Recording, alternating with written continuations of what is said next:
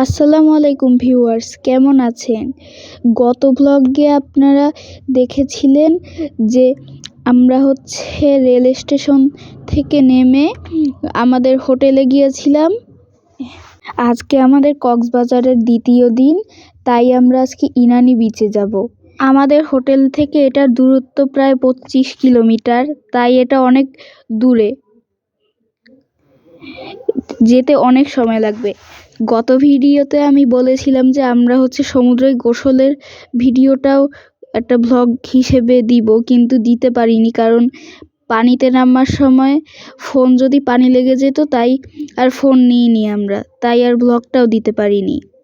কিন্তু আজকে আমরা একটি ভ্লগ দিচ্ছি ইনানি বিচের, তাই আপনারা পুরো ভিডিওটি দেখবেন এবং লাইক, শেয়ার এবং সাবস্ক্রাইব করে দিবেন। তো আমরা এবার ইনানি বিচে পৌঁছে গিয়েছি। এখানে অনেক বাতাস, এখানে অনেক বসার ছাউনি আছে। রোদ থেকে বাঁচার জন্য এখানে অনেকে রেস্ট নিতে পারে। এই যে বিচটা দেখুন, এখানে পানির মধ্যে অনেক পাথর আছে, প্রবাল।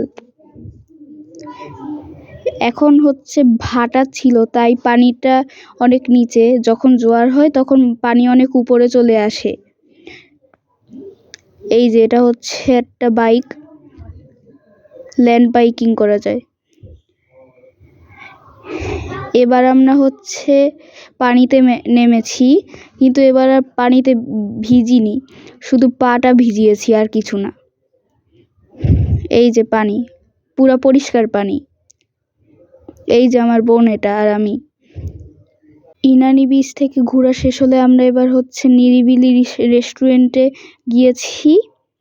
এখানে অনেক খাবার আছে, বিরিয়ানি, ভাত, মাছ এসব।